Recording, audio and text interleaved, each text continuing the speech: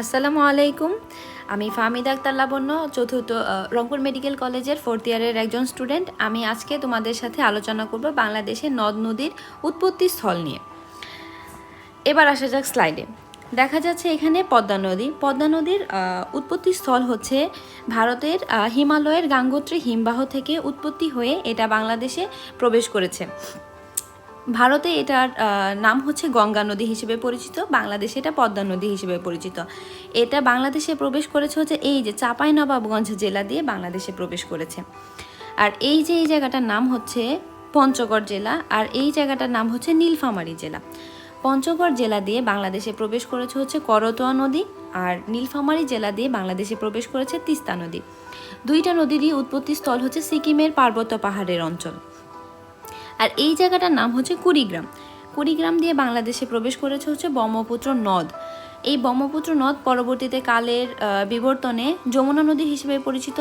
আর 1987 সালে একটা ভূমিকম্প হয়, ভূমিকম্পে ব্রহ্মপুত্র নদের প্রবাহধারা চেঞ্জ হয়ে যায়। এই জায়গাটার নাম হচ্ছে সিলেট।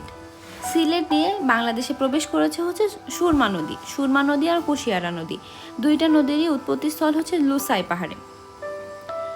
এই জায়গাটার নাম কুমিল্লা। কুমিল্লা দিয়ে বাংলাদেশে প্রবেশ করেছে হচ্ছে গোমতী নদী, যেটাকে কুমিল্লার কান্না বলা হয়। এইটার উৎপত্তি স্থল হচ্ছে ত্রিপুরা পাহাড়ের ডুমুর অঞ্চল। ত্রিপুরা পাহাড়ের ডুমুর অঞ্চল থেকে এটা উৎপত্তি হয়ে বাংলাদেশের কুমিল্লা জেলা দিয়ে বাংলাদেশে প্রবেশ করেছে। আর এদিকে আসা যাক, এই দক্ষিণের এই জায়গাটার নাম হচ্ছে রাঙামাটি। রাঙামাটি জেলা দিয়ে বাংলাদেশে প্রবেশ করেছে হচ্ছে কর্ণফুলী নদী। কর্ণফুলী নদীর উৎপত্তি স্থল হচ্ছে মিজোরামের লুসাই পাহাড়ের লংলেহতে। মিজোরামের লুসাই পাহাড়ের লংলেহ থেকে উৎপত্তি হয়ে কর্ণফুলী নদী রাঙামাটি জেলা দিয়ে বাংলাদেশে প্রবেশ করেছে। আর এই জায়গাটার নাম হচ্ছে বান্দরবন জেলা। বান্দরবন জেলা দিয়ে বাংলাদেশে প্রবেশ করেছে সাঙ্গু নদী।